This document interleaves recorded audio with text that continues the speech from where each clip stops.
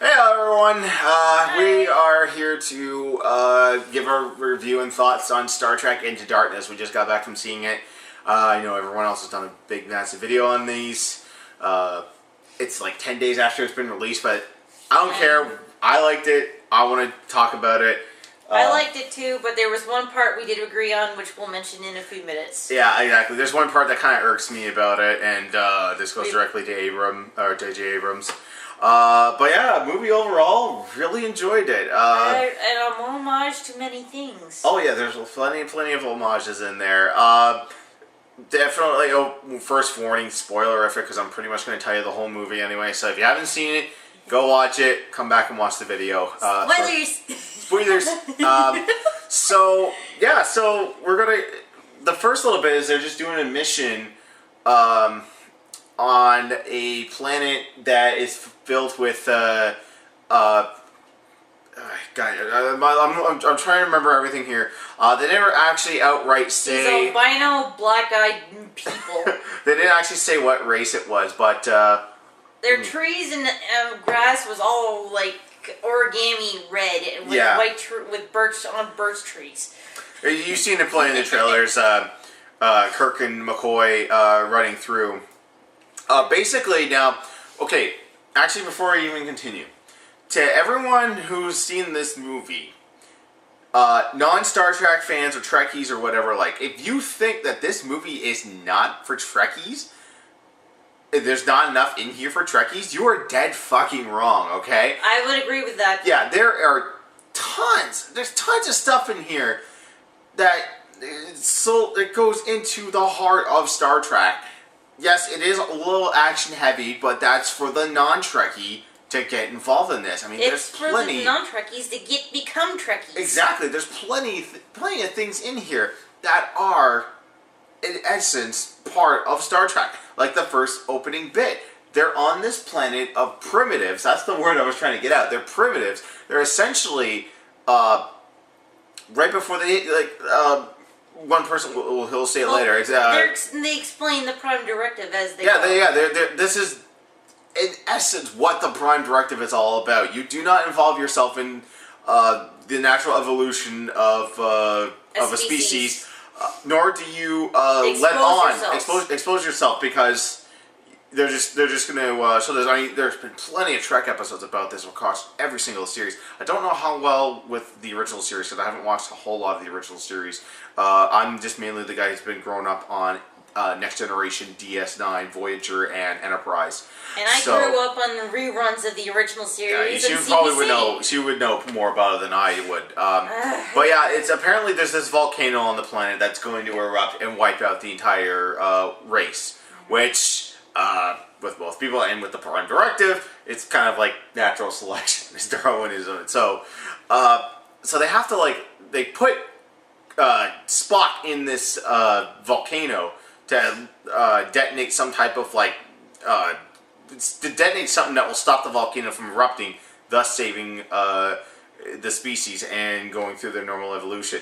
And the whole process of this, for some inane reason, they decide to use shuttlecrafts and park the Enterprise in the ocean. God knows why they couldn't just beam down. But what ends up happening is that this is the whole. I think I have an idea why. Because if they appeared out of nowhere, they would assume that they would be gods. Well, you could. But the primitives. But you could transport. You could have transported off to a remote location when there's nobody there. I mean, God, in Enterprise, they could see when a species was in, how far along they were on their development cycles, and they're just like, okay, here's what they look like. But in Enterprise, they're scared to use the transporter because it's brand new technology. They didn't know, they're not comfortable beaming down and beaming up life forms. They're just beaming up material. So they could have done that, but in Enterprise, they just take the shuttle pod to a very, very remote location, walk down, and then observe them in their natural habitat. But, anyways, so the whole thing goes through the whole Jim and they're still developing Kirk and Spock's friendship. This being is that Spock's in the volcano with the device, And he also states the needs of the many outweigh the needs of the few. This is the big, it goes into what you think this movie was going to be when they first showed the few trailers and with the villain. You know all those coming. So they managed to. Spock's like, no, just get back to the ship, go out, leave me. Needs of the many outweigh the needs of the few. Don't bring the ship up. Don't come get me. Just go. So what does Kirk do? He completely violates the Prime Directive, gets the ship out, beams Spock back, and then takes off. And he's just like, "You should have left me there. Now we've been exposed." It's like, oh, they saw this ship. What the difference is going to make? Now they fucking worship the thing. They're drawing it in the little red chalk lines there. That's why the Prime Directive's there. You don't fuck up anything. I'm gonna take a drink here. So we go back to Earth. Kirk's like fucking two chicks with tails. Here's another thing. Here's one thing. Two chicks with lion tails. Not really lion tails. I think they were devil tails. Really? No, they look like lion tails. Here's the thing I want to pose to J.J. Abrams. I mean, well, yeah, but here's the thing I want to pose to J.J. Abrams.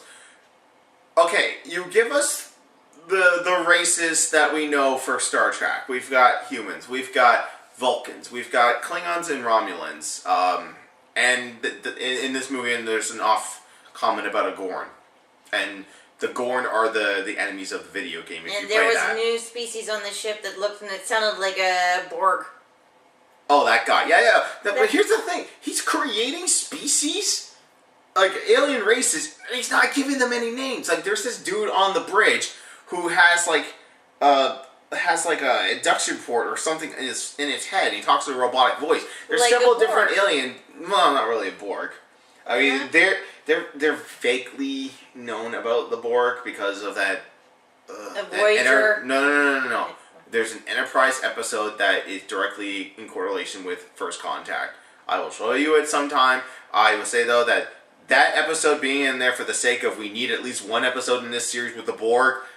I absolutely hate it for that reason, but that's neither here nor there. Yeah, I don't want to see that. That's neither here. Well, we'll show it in the context of we have to see it.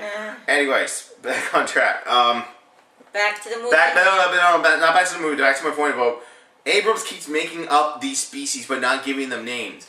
But not in the first movie there was like this weird alien thing that was just like his head ridges are up here. It's like, what race is that? I don't know. And there was this fish-looking fish lizard type thing too, right in the bar. Yeah, and the first movie in the bar when Uhura is ordering all those drinks, there's this guy with this big massive chin. The fuck is that?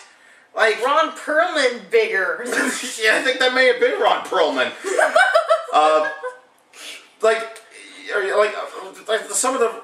Why can't you put races that we know are in the Federation, like Andorians? We know Andorians are there. Give us some blue people with those little antennas head and thingies. call them pigskins. Yeah. I mean, there's a cut scene where there's an Orion slave girl that's working. Not the one that Kirk started fooling around with in the beginning, with somebody else.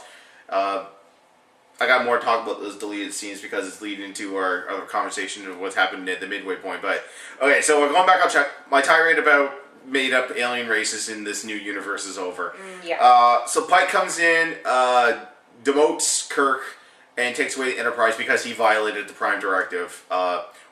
Which, if that's what's happening in this universe, I hate to see what happens in the future because, god damn it, if these captains don't violate the Prime Directive whenever it sees fit. If you lose your ship, damn, what's going to happen when we get to, this timeline's Picard or Cisco or Janeway?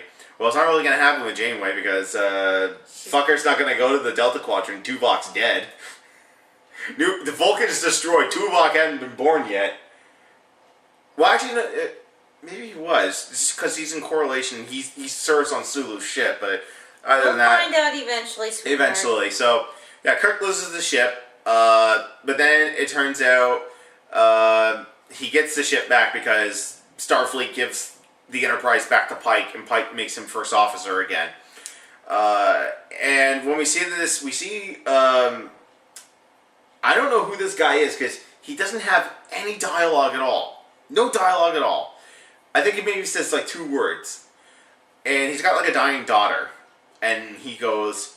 and then you hear like the voice, and it's the villain, and he's like, "Oh, I can save her. I can tell you how to save her and all that, but there's a price." So he goes and he goes and he gets the blood, and his daughter starts getting better, and then he goes and pretty much as a walking time bomb blows up what was it, an archive area? I think so. Yeah, so deep inside, kills thousands of people in London. Then they have a conference, and everything's all shifted around. And god damn it, thank you, Abrams, or whoever cast Peter Weller in this movie. Fucking RoboCop, thank you so much. I am so happy. I want to take a drink. So Peter Weller's in this. He plays an Admiral Marcus. Yeah. Now, Peter Weller, not a stranger to Star Trek. He was in a 3-parter on Enterprise, dealing with a new group of humans that are kind of xenophobic because of Xenophobic? Fuck. It was the Xindi, the season 3 storyline, the Xindi attacks. Okay. The Star Trek Death Star that was going to come and kill them. Okay. So in season 4, they used like these group of humans that are kind of scared of aliens because a group of aliens just tried to wipe out their entire race. Okay.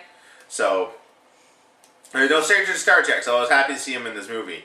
So they're in the conference and they're talking about this guy, who is he and what has he done. They don't give him all the information because it's all classified. But apparently he wanted them all there so he could take out some admirals, and unfortunately took out Admiral Pike. And I hated that because I loved that character. He was so fatherly. He was such a great captain, and so Yeah. fortunately, and it didn't dawn on me when Admiral Pike's dying. Spock's there, and he does a mind melt on him, and I'm just like, why are you trying to get vital information out of him? So it turns out he takes a ship and he's like killing all the admirals, and then Kirk stops him, but he beams out, and Lord help me if I can figure this out. He's using Scotty's trans warp theory, which I'm thinking now didn't exist in the Next Gen series. I think I've seen it. I saw it in one episode. It wasn't developed by Scotty. It was developed by a Ferengi that was trying to get after Picard and fabricated a son. By the way, I'm going to be throwing a ton of references out here, so if you're not a hardcore Trekkie, you're not going to understand a whole lot of what I'm saying. I'm just going along. Because this was in... it was in the first movie. Spock gave him the theory and the formula for transporting, so that you can transport to a great distance. But man, motherfucker transports from his little tiny shuttle that he's attacking all the admirals with to fucking Kronos. Kronos is a long goddamn way, and you could beam over from there to there? Holy crap. Cause it's not possible. So I'm thinking that Scotty may have developed this in secret. You started it, but someone extended it. Well, no. He theorized it, but then it came into practice later on in what's known as the Prime Universe, but after Voyager had ended. Because that's the only way. Excuse me. Because it was never mentioned in any other series, and it was pretty much near impossible to do that. Because you had to be from a starship. So I think it might have developed that after he borrowed the Next Generation's shuttlecraft after that episode. Because in the Prime Universe, Scotty's still alive. He uses suspended transporter animation, if you will. He was in a constant loop of transporting that kind of preserved him for 80 some odd years.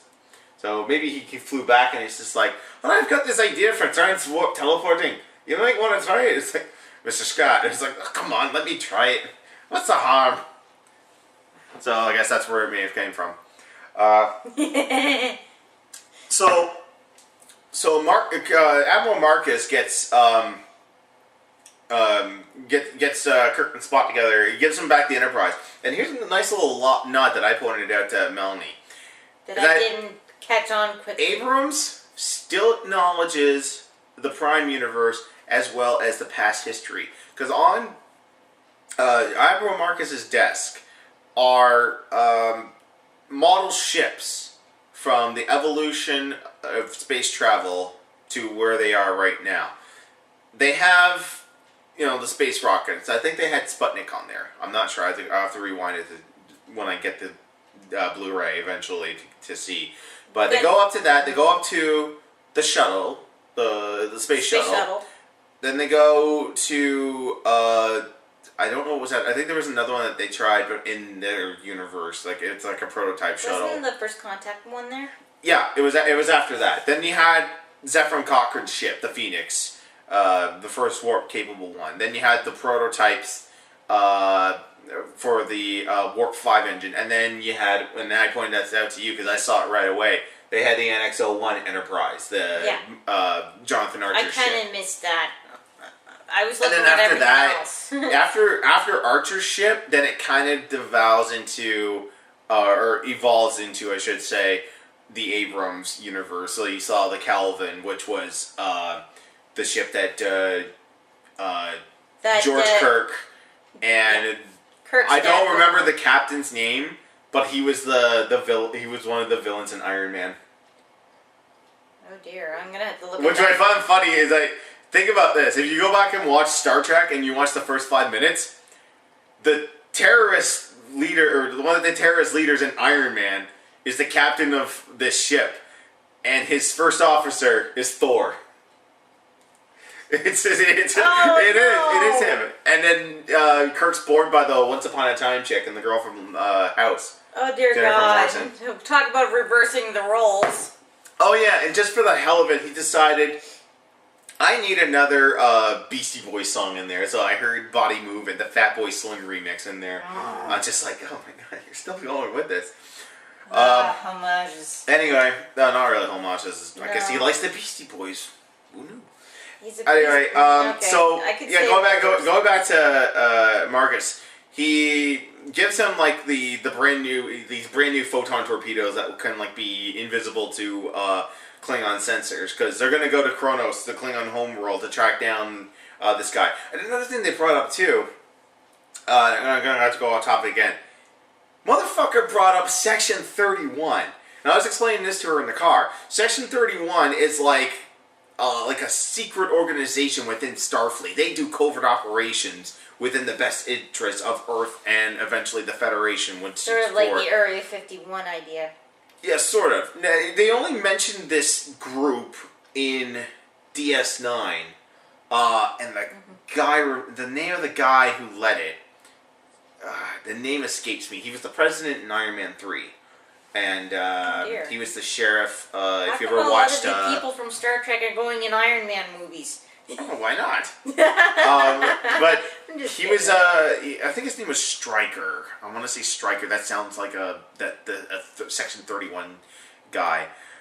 We'll be corrected eventually. But he was part of this group, and he was trying to recruit Julian Bashir, Dr. Bashir, on DS9 because he had an intelligent mind and he was genetically altered.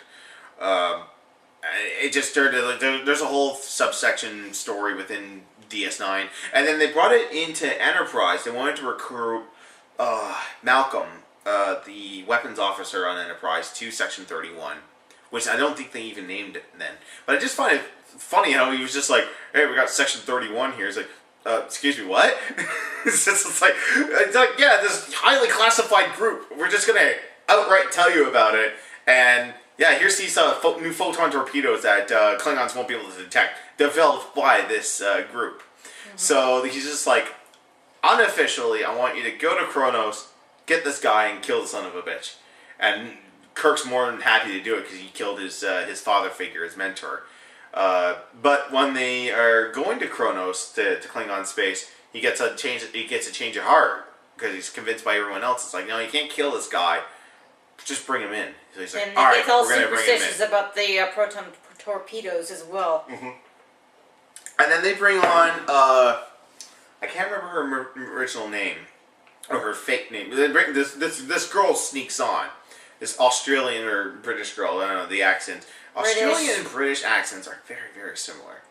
Very similar. Not quite.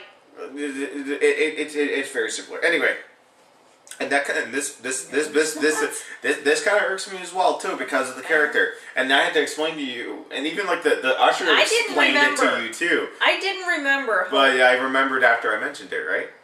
Yes. You remembered it then? Okay. It didn't hit me at that point. So yeah, so we're so she gets on the ship and they warp out and they're doing examinations of the torpedoes. But Spock goes through her records and finds out that she's not who she thinks she is. She is the Admiral's daughter, Dr. Carol Marcus, which all Trekkies know. She is the developer of the Genesis torpedo in Wrath of Khan, Star Trek 2. And had a relationship with Kirk, and they fathered a son, David Marcus, which we'll continue into that. But I was just like, funny. I don't remember Carol Marcus in Wrath of Khan having an Australian or British accent. That's kind of weird. Hey, it's cool that her dad's RoboCop. I was just hoping at one point for him just to like, at one point when he's like hailing someone, he'd just be like, "Dead or alive, you're coming with me." Yeah, I'm surprised they didn't do a RoboCop reference, which is it's better off not to. Yeah, he has prime objectives or prime directives. Okay, I can't remember what they are. Going. He has the secret one. He can't kill OCP people, but OCP doesn't. Anyway. Okay, let's get back to topic. So yeah, Scotty. By the way, Simon Pegg, fantastic in this movie again as Scotty. Everyone was really good in their roles again.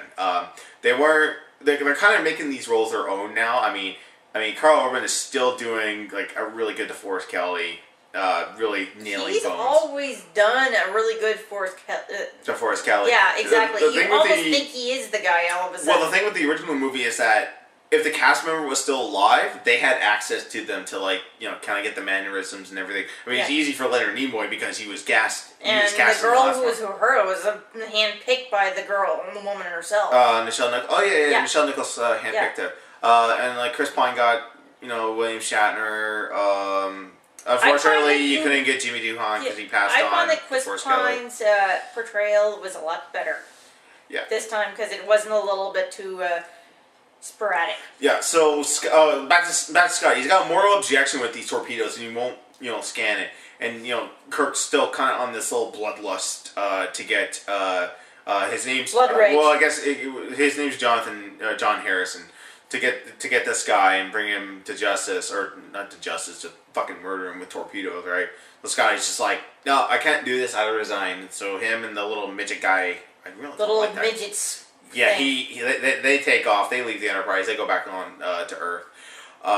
So they get to Kronos. They're about like 20 minutes outside, and all of a sudden, for no explicit reason, the warp core overheats, and they're dead in the water. And Chekhov's now chief engineer, and he can't figure out why. There was a funny scene where he's just like, "How good are you engineering?" He's like, "Very good, sir." He's like, "All right, you're chief engineer. Go put a red shirt on." And I'm just like, "Oh God." Chekhov might not make it. Because the only person to survive on that ship with a red shirt, Scotty, and he's not around. Although Scotty may have transferred his all the red shirt power over to Chekhov so that he won't die, and every other red shirt will. So they end up.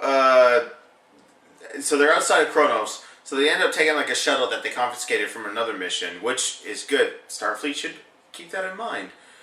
To have some other type of shuttle on your ship so that you can sneak through.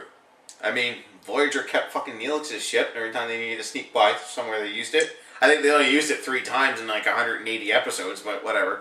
Makes perfectly good sense. So it's Kirk, Spock.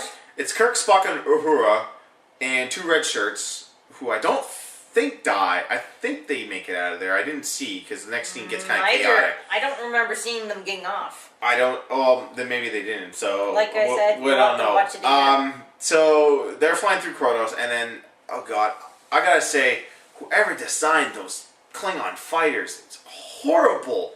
I mean, it's nice that they fold up like a bird of prey, but man, it looks nothing. It looks like something out of Transformers. Guys. Stop making everything look like a fucking Decepticon from Michael Bay's Transformers. It looks horrible. And now there's it is a good chase scene with the 2 shuttles, and they get out, and then they get surrounded by ships. So they said they can't fight their way out because they'll get destroyed. So Uhura was just like, you brought me here because I speak Klingon, so let me speak Klingon.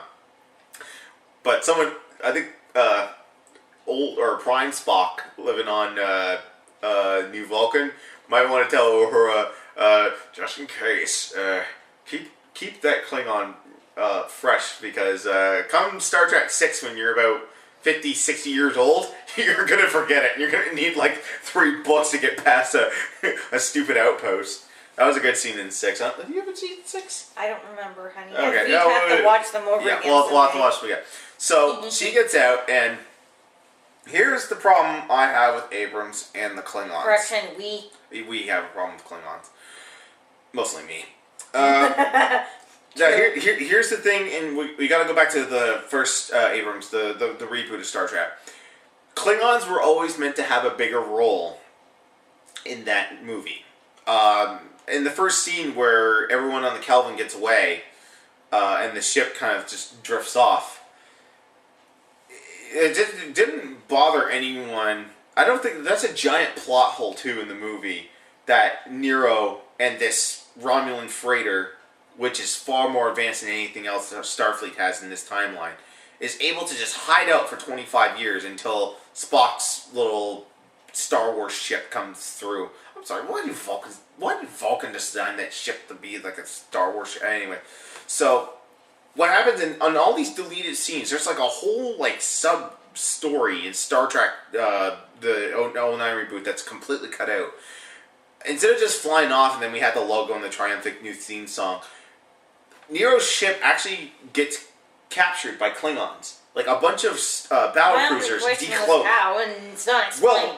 Well, what happened was when Kirk's dad flies the Kelvin in, it like disables it pretty bad. Then it can't defend itself against an armada of Klingon battle cruisers. Oh. So they like in the deleted scenes, these battle cruisers decloak and they capture the Nero's crew. What Nero was supposed to happen was he gets captured. His crew gets captured, his ship impounded, and they're sent to Rua Penthe, which is the Klingon prison world. Now, problem I had with that is, in the deleted scenes, you see Nero and his crew slaving away in the dilithium mines, but they're on the surface, and there ain't one goddamn snowflake. Because Rua Penthe is a ice ball. Only 3 people have ever escaped from that planet.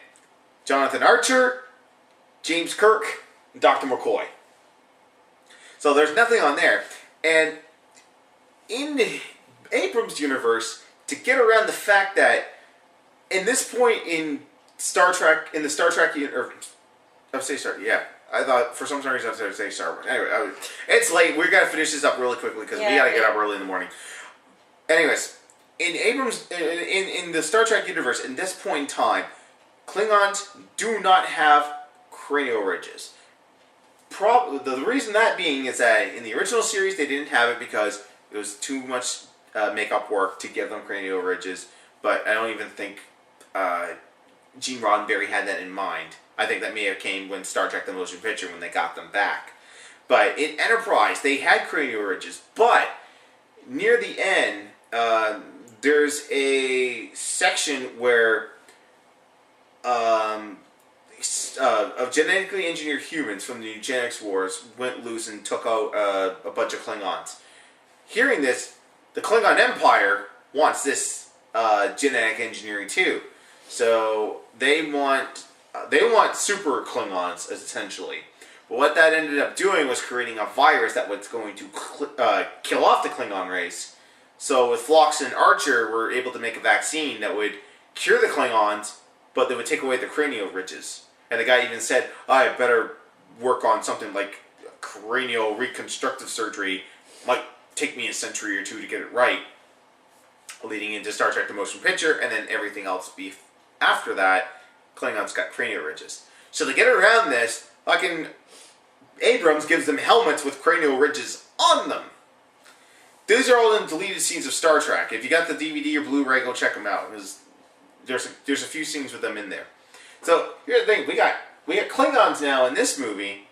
They land, and Uhura is telling them about this Jonathan Harris guy and how he's killed thousands of their people. We need to bring them to justice. And he's just like, oh, why should we care what humans do? It's like, because Klingons have honor, and what he did was not honorable. Then, if there was ever a betrayal of anything Star Trek in this movie, motherfucking Klingons got cranial ridges, because the buddy takes off his helmet, boom, cranial ridges. I don't know if this motherfucker did it to himself, but why in holy hell does he have piercings in his cranial ridge? God, Abrams, God. I know you're listening to some historian of Star Trek to say, okay, this admiral should have like little starships that go from like the shuttlecraft in our time to Zephyr and Cochrane's warp ship, and then to the fucking NX-1 Enterprise, because that's the first Warp 5 ship, and they're the ones that took the first Klingon they ever met when they thought it was a Klingon, and took them back to Kronos. She's getting tired, and I gotta hurry up on this. So fucking Klingon starts choking out Uhura because he's just like, whatever, honor, whatever. Which draws out Jonathan Harris, and he takes out everyone, like without even a shadow of a doubt. And it already got spoiled for me. I don't know how, if the reveal of this guy got spoiled for you, but no, it didn't. Weird, because not yet. It didn't get, because it spoiled. It officially got spoiled for me today at my work, and I already knew it was coming anyway, because everyone with half a brain knew who this person was. So anyway, he takes them all out. He gets captured. Well, I kind of had an idea, but I just needed more proof. It confirmed to me, because after he surrendered himself, Kirk just tries to beat the shit out of him, and he's not taking a single punch. And I'm like, oh, motherfucker, I know who this is now. So they beat him up, and then all this convoluted stuff starts happening. And then you find out that this guy, his name is not John Harrison. It is Khan Noonan's son. Fucking Khan! Ricardo Montalban. He does a very good, I don't know, like a younger version of the character. Yeah. I just wish he would start quoting Moby Dick, and because I would just love to have him quote Moby Dick. I just wanted to hear, like all the lines from Wrath. Now that I know that this guy's Khan, I want Wrath of Khan, which you kind of get in this movie near the end. Because they completely, blatantly rip off a scene from it. But like, motherfucker, like I wanted to hear, Kirk, you know the Klingon proverb that revenge is a dish best served cold. That's not even Klingon. Well, there it's very cold in space. Space. I'll be quoting Portal 2 here. So yeah, hey, apparently, after Vulcan's destroyed and Nero's defeated, Starfleet gets scared. So they go venturing off and find the Botany Bay themselves. Not Kirk and Spock in the Enterprise, in Space Seed. No. This admiral goes out and tries to find the Botany Bay himself, unfreezes just Khan for his, superior knowledge and intellect. Not knowing that motherfucker's going to betray them. Because, anyone that have brains watch Star Trek knows don't trust anyone named Khan. So then, out of nowhere, here comes this behemoth. Khan, Genghis Khan, you get the idea. Yeah. So, out of nowhere, here comes this gigantic behemoth of a ship. It's a Constitution-class starship. But it is like, it's a dreadnought, but it looks like a Constitution-class. Just like fucking 3 times bigger. And it's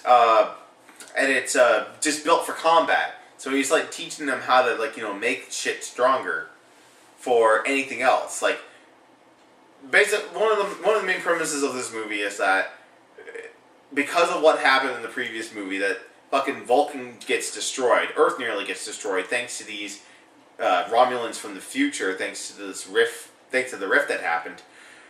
The Federation's scared, so they start developing new weapons. But man, this could be the fucking Defiant of this series. Except they didn't have a cloaking device in it. But I'm like, in my mind, the whole time I'm looking at this ship, I'm just like, thank God the Borg ain't here yet. Because either one of two things would happen. They could get a lucky shot and assimilate the thing, then fucking the whole Alpha Quadrant's fucked. Or 2, this thing's more powerful than the Borg. It'll wipe it out, and they're just like, we're done. All right, pack it up. We're just gonna stay in the Delta Quadrant. Yeah, Earth, you can have it. So, but then again, if they kept this design, imagine what this would happen 80 years or 100 years now into the future when we have next generation. You imagine what the Enterprise D would be with this technology? God, so when Q shows up, he's just like, I want to join Starfleet. It's like, get out of here, Q. It's like, all right, welcome to the Delta Quadrant. This is a Borg cube. Let's see how you do. He's like, all right, number 1, fire. Blows up the cube. Just like, damn, Picard. But then again, I think if he had that ship, Q wouldn't have showed up and told him to go back to the unknown system. Anyway, I wonder how Q. I wonder what Q thinks of this whole alternate reality. Because, like, he could, with a snap of the finger, just revert everything back. He's just like, hey, you want Vulcan back? There you go. All Vulcans alive. But of course, this means 2 Vox alive, and then we have to go to the Delta Quadrant and meet Neelix. Yay. So yeah, there's this a lot of interesting things happening at this point, because we're kind of wrapping up now. Fucking Kirk, for some reason, decides to trust Khan and use him to get over to the ship and stop it. Scotty, on the meantime, because like Khan earlier gave him coordinates and told Scotty to go to this place, and they found a shipyard near the Jupiter station, which I didn't see, because at this point in Star Trek they really should have some type of station out there in Jupiter, because where are they going to go to make the Doctor in 80 years? Because that's where the Doctor's born. The Doctor? You mean Richard Picardo? Yeah, that's where Louis Zimmerman locks himself in and increase the EMH. Okay. And then he comes 70,000 light years to say, look at me, I'm more than a doctor now. Because the Doctor on Voyager has daddy issues. Big time daddy issues, you'll find out. Because we're watching Voyager right now, and we're near the tail end of season 2. So, and we're about to say bye-bye to the Kazon, which I'm kind of happy with. And, alright, she's yawning really bad, so we gotta... Let's wrap up more thoughts about Into Darkness. So... yeah, like, this ship is, like, very overpowered. It, like, just, like, cripples the Enterprise. Like, even at warp, like, they go faster than, I guess they're going maximum warp. So, yeah, I really like to know if they break the warp 10 barrier. I hope they didn't, because they're going to start turning into lizards soon. Fuck.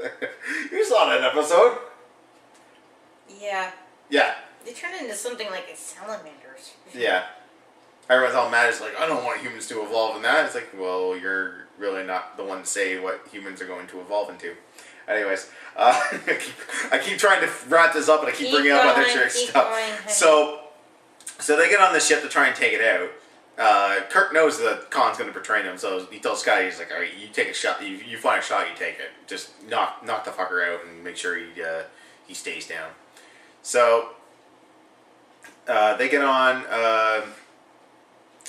And then, sure enough, Khan betrays them. Fucking kills RoboCop, steps on fucking Marcus's leg, breaks it. I completely went over... Marcus's daughter's leg. Yeah, right? Well, Carol Marcus, yeah. Breaks her leg in half, pretty much.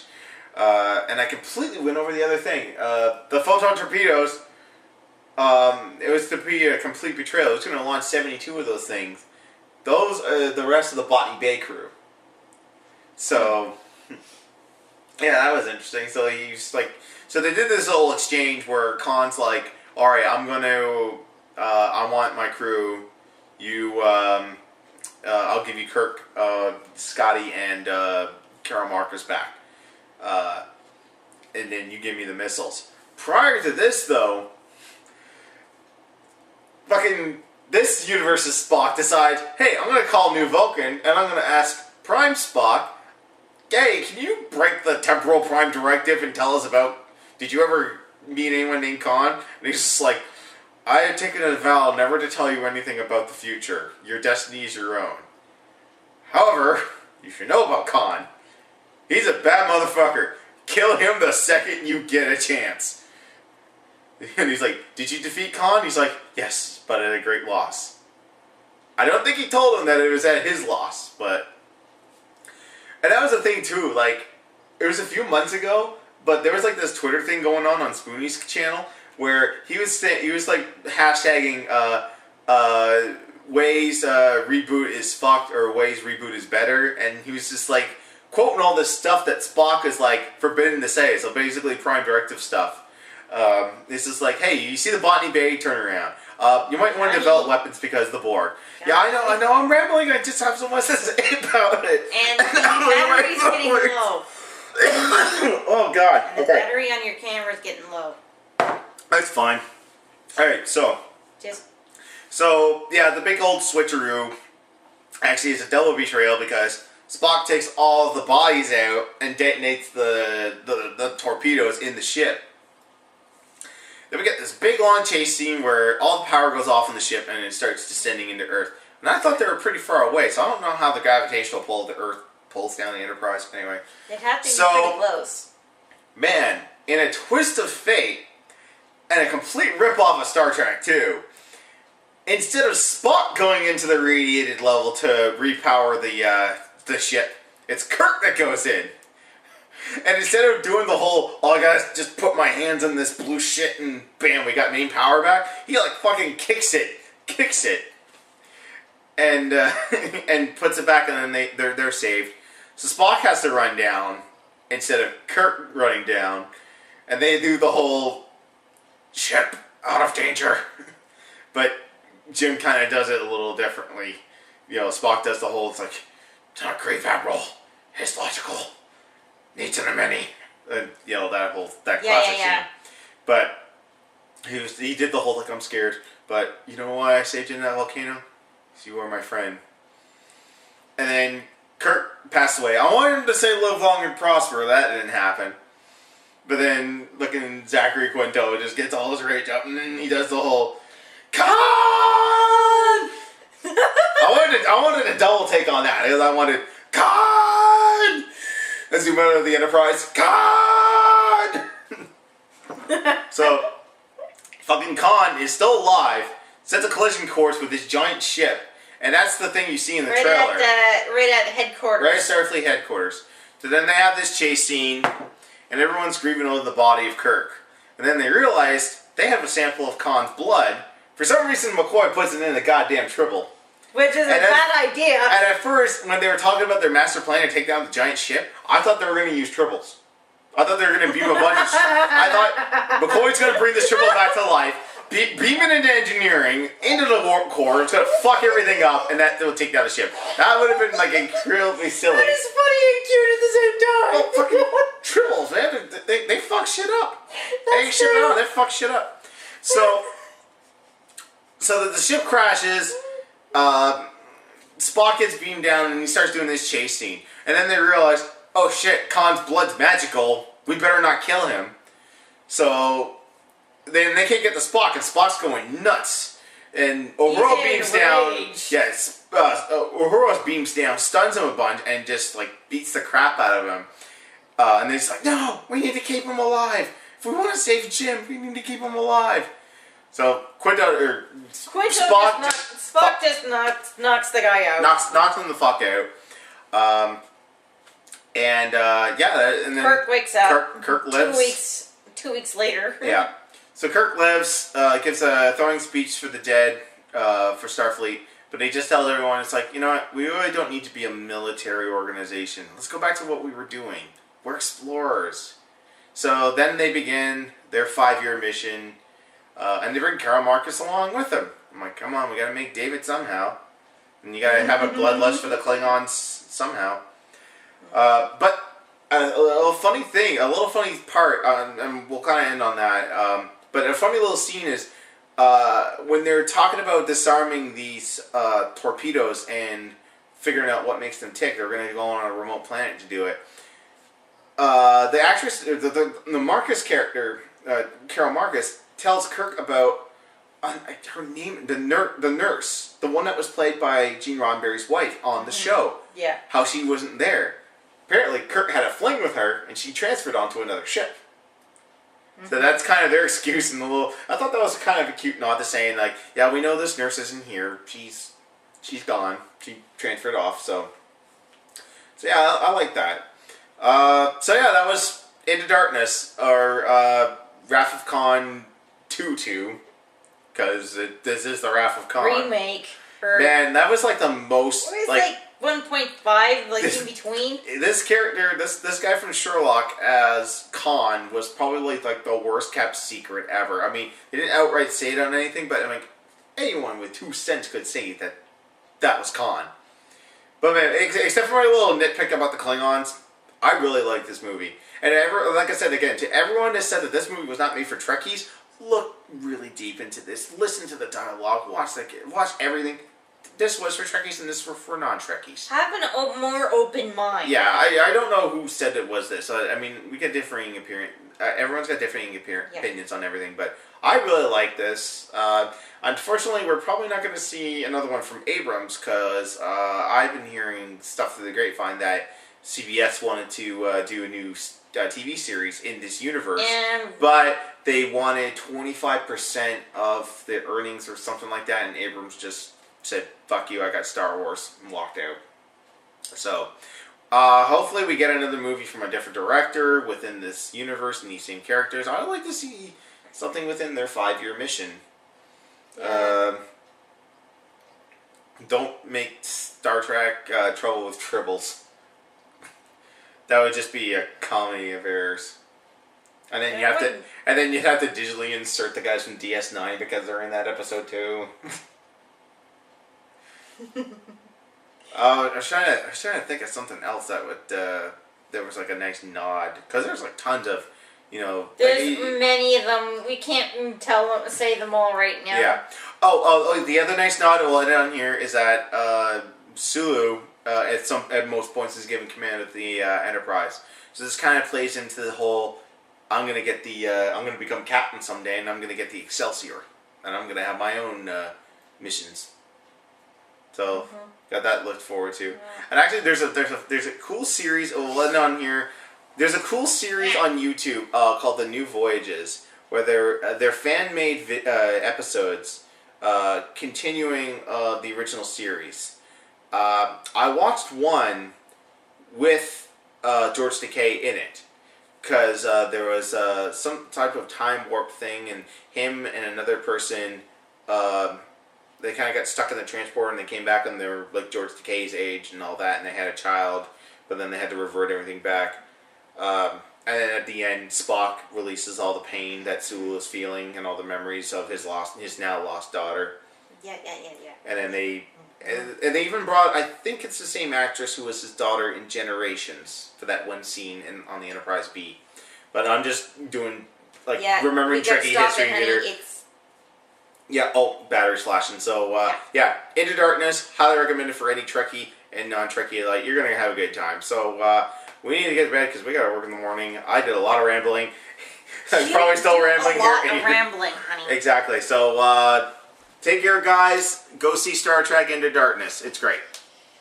Bye. All right.